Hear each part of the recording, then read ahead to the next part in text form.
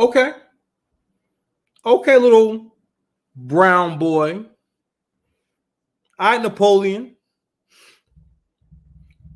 I Kendrick Hart. I Kendrick Jefferson. I Kenny Bugs. Well, Bulbs. You know the dude from Space Jam. Short nigga. Him. Okay. You responded. I'm going to congratulate you. But before I even get to that, man, where my manners at? I was raised better than this. Oh my God. It's the 6 past commandments. 6 paths dice here. Mr. Land, if you need me. What the fuck is up, yo? It's good with y'all. All right, so it finally happened. And I gave y'all some time. I gave you 8 hours. I don't know when the shit dropped. I gave you a couple hours, but I gave you some time so that if you're a Kendrick fan, you can soak it up. You can be happy. You're dirty savior. You know what I'm saying? The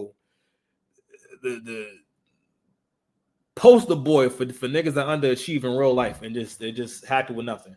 You know what I mean? And I ain't said that Kendrick does that. I know it's that niggas who really ride for like Cole and Kendrick and whatnot, or make it a point to diss Drake. It's always a broke nigga. You know what I'm saying? It's always a nigga that down getting hoes. It's all. I'm sorry, it's you, bro. It's you. It's just like it was the same thing with when Jay was in his prime. Like, yo, niggas was straight hate on Jay, but they really was hating on Jay because Jay represented something that they couldn't be. He represented like that I guess what we call a high value man now. If you don't have I'm not necessarily saying you gotta be a high value man in terms of the parameters, in terms of the income and whatnot. But if you're not a man that's of a certain echelon, you don't relate to what Hope was talking about. If you're not really actually smart, or if you know what it is, work exposes all you people. You all get exposed with work. Because the thing is that you know how they tell you to follow the money, nigga, follow the work. And right now we're gonna follow the work real quick. So I think that Kendrick owes Drake a huge thank you. A huge thank you. He needs to send Drake champagne bottles, send him Jordans, send him the finest hair grease, hair food, if you will. He needs to send him a few goats. Because I realized with this whole thing, like, wow, Drake is making Kendrick relevant again. And it's been so long that those of us who are a bit older, we have to go back into history and really think about this. And I'm sorry, before I get to that, Kendrick, good job. I thought it was a very good track. Very, very good diss track. But you didn't write that. I'm sorry, y'all. He didn't. No. Kendrick does not do similes and metaphors, but don't worry about that. Let's get to the beginning, how it's all started, and let's think about how a lot. Don't get me wrong. I'm not saying everyone heard Kendrick this way first, but do y'all forget that Kendrick was one of the first people to get the Drake stimulus package? I forgot about that.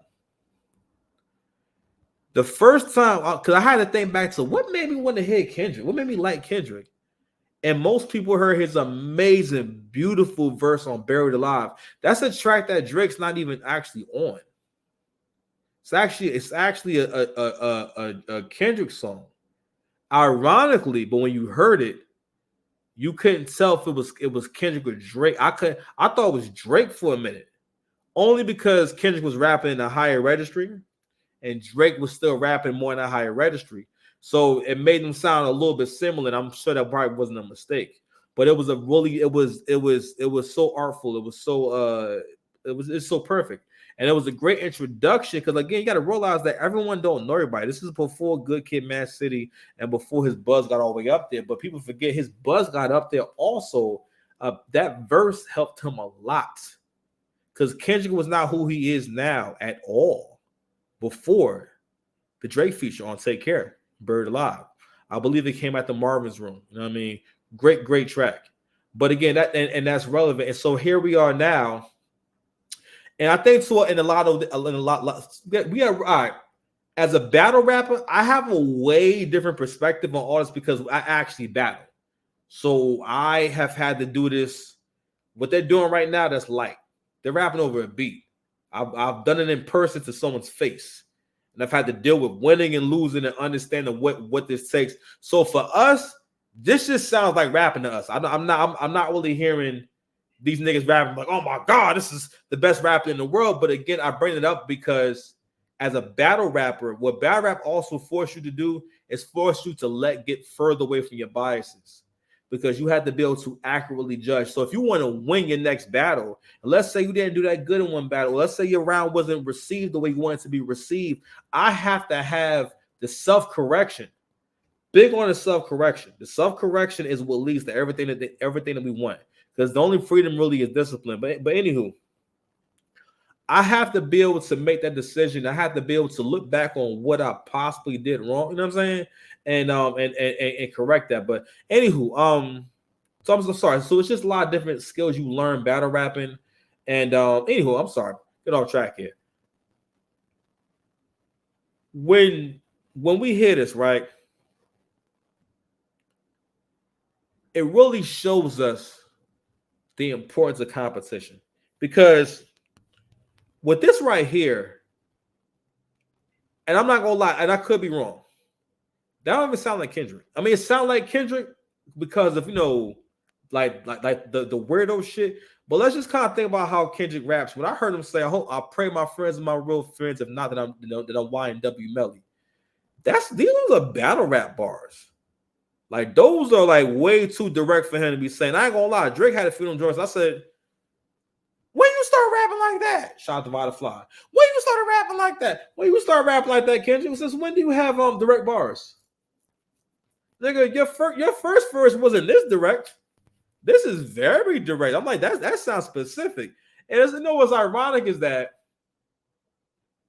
people don't realize that Kendrick is rapping for his life on this record. Rapping for his life on this record. He's not.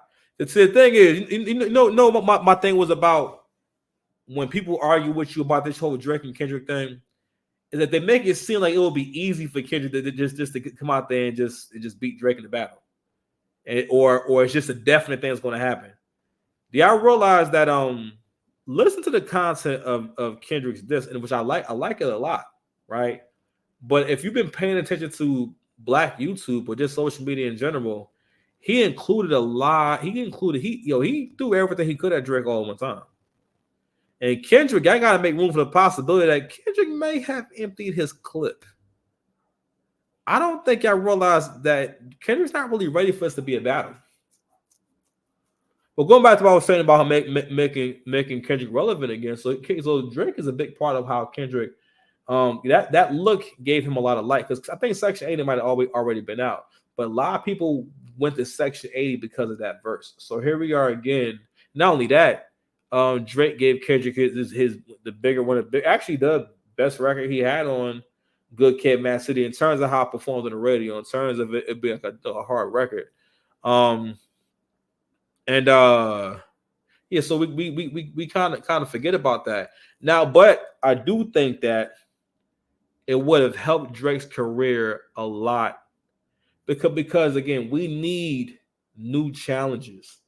And I think the lack of, because whether or not people like it or not, battle rapping is a part of rap, and that's one of the reasons why rap stopped elevating, because there's no climax to the competition.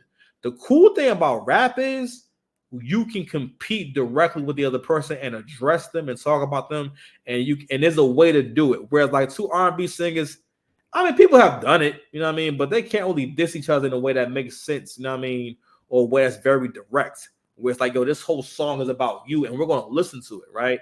Or if you do folk music, you can't do a folk song. You can't diss a nigga in a folk song. I can't talk shit with a folk song. You simply can't get jiggy with it. I'll make the rules, but I will enforce them. So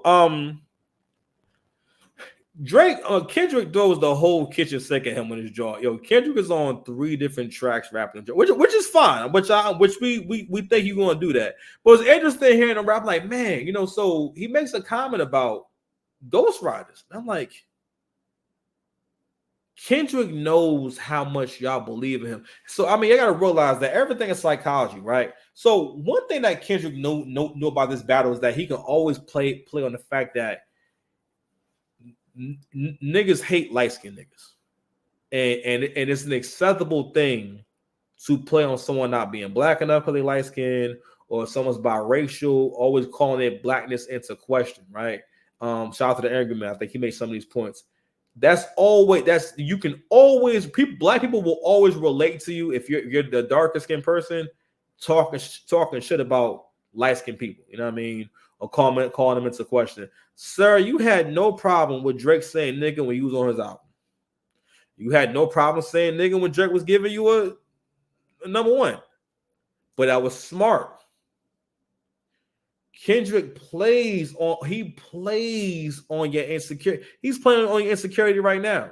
But I want to also just get into the behavior. Don't let certain shit go over your head. The I hate you part is not random. You know what I'm saying? And let me see. Where is it at? Let me see.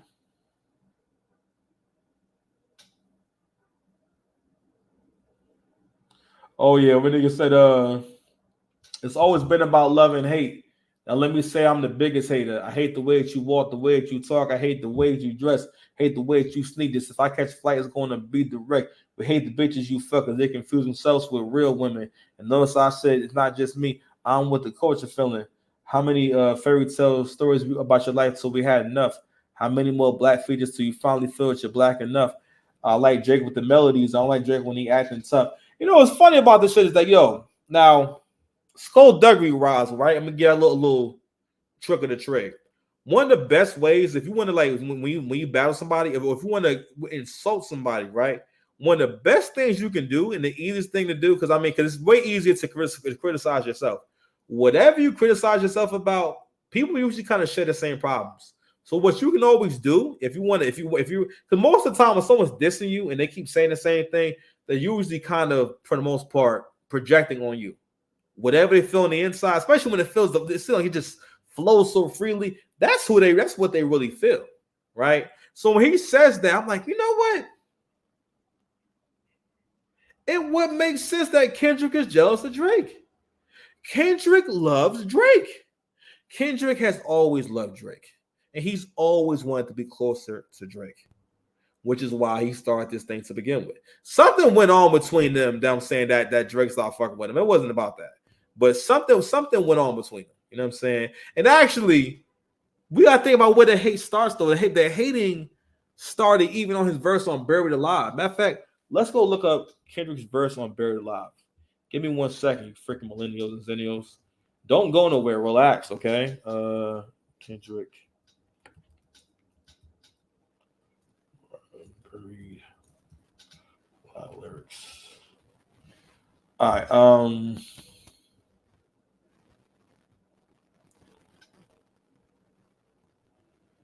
Yeah, even actually, yeah, yeah, this whole thing is about him hating on Drake. Looking in the mirror, I'm embarrassed. I'm feeling like a suicidal terrorist. React like an infant whenever you are mentioned. Mind over matter never worked for my nemesis. I'm in the matter of arm wrestling hands I was dealt. When I said the music business was all that I needed, when I got it, I was greeted by an alien that said last year that she slept with a Canadian. They gave him an addiction that kept him in Mercedes Benz. Bright lights and Rihanna as the lady friend. My vice is similar. Women love when you're my type, and when you're winning from everything your palm right. But her in the Palms Hotel of Sin City, devil in a dress, platinum Chanel, live ambience and all. Because the audience one day said I would do it. So instead of a verse being read, I'm gonna go and get some head off the strength of my music. That's another joint he had. Oh, I think it's when he talks about when he met Drake. All right. Nigga said, I tell a bad bitch your ass too fat, capitalize that. And your weave look good with the Indian tracking device on your used 5 series. I don't call back, just blaming on your Canadian. The same day we say me in the area cruising in Toronto. Had him on cellular, thought he was gonna sell me a false word like some rappers I know. Sat down with a few drinks located where they can't see us. A white waitress on standby when we need her. A black maid back 40 pulled up in a Jeep, no doors, or the nigga was missing was Aaliyah. Felt like the initiation, reality of living in the matrix. We talking casually about the industry, how the women be the tastemakers for the shit we making. Then he said he was the same age as myself, and it didn't help because it made me even more rude and impatient. Then he said he was the same age as myself, and it didn't help because it made me more rude and impatient. So blaming on Mr. OVO XO. The reason why I'm breathing all the vanity I know. The reason my best friend said she loved me more than life, but I live a double life. I need to let her go. The reason why the highlight was when he said you belong to the people when you're outside. So dig a shovel full of money, full of power, full of pussy, full of fame, and bury yourself alive. And I died. So this journey is not recent, it's not random. From the beginning, he wrote a whole verse about being jealous of Drake and put it on Drake's album. Say it again. Let's speak on it again. Wrote a whole verse about hating on Drake, then put it on a man's album. And you know what? Maybe that, you know, it was so slick that no one caught on the fact that he was kind of not dissing Drake, but basically really, and maybe being vulnerable. Because when he said he was the same age as myself and maybe more rude and impatient. What he's saying is that, damn, yo, this guy, because you got to realize before Kendrick started getting money. Kendrick was broke until that first album, bro. Until the first couple of tours. They talked about being broke and not having nothing, right? And actually it was kind of documented when they first started getting that bad, because this is when social media started to really social media and everything. So you got to think about how he's feeling. He frustrated. He hungry, right? And he meeting Drake for the first time. And for the most part, Drake is trying to help the nigga out. He's like, yo, I think you dope. I'm gonna put you on my second album. Drake is the biggest nigga in the country at this point. Kendrick is not, he's not Kendrick yet. You know? But anywho, so this has been going on for a long time. And I don't know. I don't know. I can't say if the timing is not good or if it should have happened before, but I think it would have helped both their careers. Kendrick has kind of always, and that's another thing too, Kendrick has always needed Drake. And I don't think Kendrick is wrong in trying to get Drake to go at him, but I realized, like, I never thought about, we realized that, yo, we've known Kendrick for so long, and we've held Kendrick in such a high esteem for so long. Mostly because he fits more into what black people like to uphold, which is the poor righteous teacher. There's someone who's just not doing it for the money. You know what I mean? And it feeds into the idea that black folks do not like seeing other black people with anything. That's why you don't like Drake. Okay, you don't like seeing black folks, you know what I mean, who move how they want to move. You know what I mean? Who show up polished and clean. You relate to Kendrick more, you know what I'm saying, because you feel like, he don't give a F like me. You know what I mean? So therefore, when I see Kendrick, I don't gotta do no work. I can just keep being how I'm, I can keep doing what I'm doing. You know what I mean? So I don't know. So but another thing I'm gonna touch on that's really interesting was, I got my man, he sent me the track. He said, yo, your man don't stand a chance. I'm gonna tell y'all right now. If y'all think if Drake has been baiting Kendrick to come outside, again, Kendrick may not. I don't think Kendrick is ready to keep going. If it took Kendrick a couple of weeks to come out with this, and again, I like it. You know what I'm saying? I like it a lot because we like Kendrick. But what I will say is that I think there's a lot of great lyrics in there and whatnot. I mean, it is 6 minutes compared to, like, I'm gonna give me wrong, Drake do got 2 and whatnot, but it's like, all right, nigga, that nigga dropped on you twice. I think Drake is ready to go about 3 or 4 more rounds. I mean, at least 2 more. I don't think, like, the way Drake is acting, the way he's talking, Drake is ready to get this nigga his fade. He's ready to go all the way in. And honestly, like, the first time you heard Drake go after this nigga Kendrick, niggas was like, yo, like, yo, they go, like, it was so hard, that you niggas thought it was AI. That's how hard this nigga was going. I'm gonna tell you something right now. Going back to the projection piece. Listen, I don't give an F what none of y'all say. If y'all really think that Kendrick wrote that, you're bugging. If you think that he wrote that whole thing, you're tripping. If you can't hear that a lot of ways he's rapping, that's not how Kendrick raps. That's not even Kendrick don't have bars that sound like that. Those like I said earlier, he didn't have bars this direct. The double entendres, y'all never caught on to the fact that Kendrick don't really do double entendres, like almost never. You never caught on to that. So I'm like, nigga, you ain't just figure out how to rap direct. Kendrick is not a direct rapper. Kendrick is a great. He puts verses together very well, and he's really just extremely creative. His creativity is so great that it makes you feel like everything he say is that great. But again, it comes back down to relatability. You know what I mean? But anywho, I want to touch on competition before I finish the shit. I gotta make my I guess I done shit the bed on having dinner tonight. Anywho, competition is really important because again, like I said earlier, like it adds a climax to it gives the environment, like it gives stories a climax. You know what I mean? And it helps to kind of like define an era. And we really needed this. We really and I implore everyone in your person, like, yo, you need competition. When there's no more competition, shit stops getting interested. That's one of the reasons why the dating scene is trash now. Like, no, like, don't get me wrong. Well, men are forced to compete, right? But it's interesting. I've been exploring this idea of all the things that you're socialized to do because of the women in your life, especially for men, right? Men are socialized out of questioning the motives behind anything that women do, to the point where like men don't realize that women put you in a state of mind where you don't make them compete with other women who actually want you. You know what I'm saying? And it's interesting for that to happen to you, if you're an attractive person. You know what I mean? And not that someone has to act afraid, but for the most part, it doesn't matter how old the guy is. The guy always thinks about not so much losing his girl, but he doesn't want to like lose her interest. He doesn't want her to stop being attracted to him. Like he doesn't. I mean, don't get me wrong. I'm not saying all men are like trying to be in great shape or doing a bunch of crazy stuff, but he doesn't really like just take for granted that she'll never like leave him or some guy won't ever try and take his woman. You know what I mean? Especially if she look good. But anywho, saying but nah, man, we need competition, all right?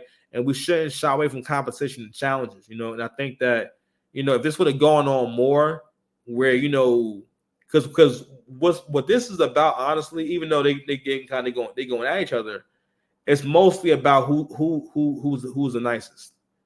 It's like mostly about that. It's mostly about who's really the big dog. But don't get it twisted, man. Kendrick has always needed Drake, and Kendrick has always loved Drake, and Kendrick and we win a lot of Kendrick might not have had these classics if Drake had given that big push in the beginning. Don't forget about that. Okay.